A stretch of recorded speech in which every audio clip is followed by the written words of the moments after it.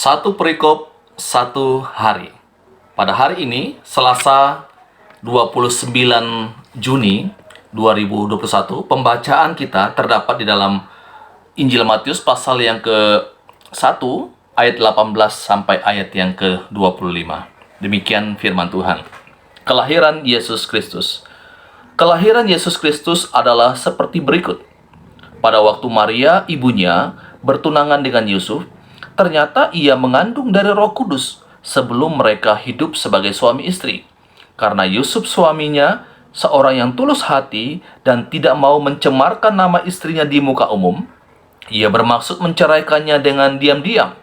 Tetapi ketika ia mempertimbangkan maksud itu, malaikat Tuhan nampak kepadanya dalam mimpi dan berkata, "Yusuf, anak Daud, janganlah engkau takut mengambil Maria sebagai istrimu, sebab anak yang di dalam kandungannya adalah dari Roh Kudus.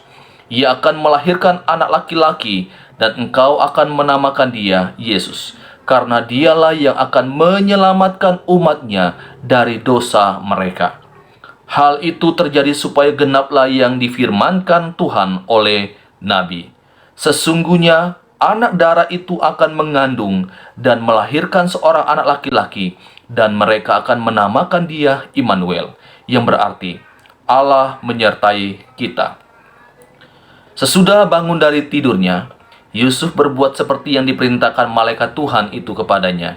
Ia mengambil Maria sebagai istrinya, tetapi tidak bersetubuh dengan dia sampai ia melahirkan anaknya laki-laki, dan Yusuf menamakan dia Yesus. Bapak, Ibu, Saudara yang dikasihi oleh Tuhan Yesus Kristus, ini pembacaan kita pada malam hari ini. Satu hal yang saya mau bagikan dari pembacaan ini terdapat di dalam ayat yang 22.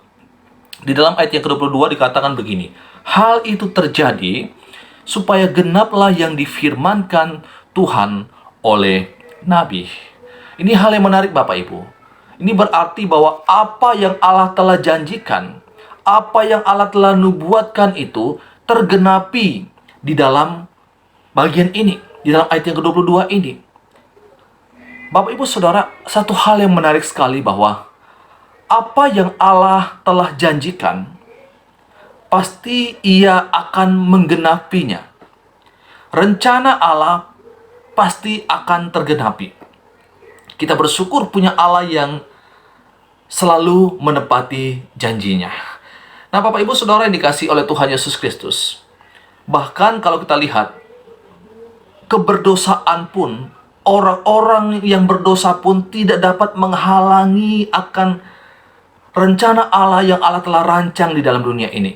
Kalau kita membaca kemarin di dalam silsilah Yesus, Bapak Ibu, kita mendapati di sana ada orang-orang yang berdosa. Semua orang-orang yang masuk dalam silsilah Yesus itu adalah orang-orang yang berdosa, Bapak Ibu.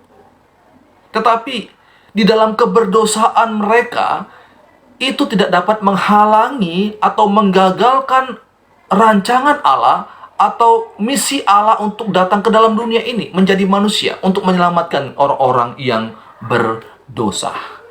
Bapak, Ibu, Saudara yang dikasihi oleh Tuhan Yesus, jadi kalau saya mau katakan, dosa tidak dapat menghalangi akan rencana Allah dalam dunia ini.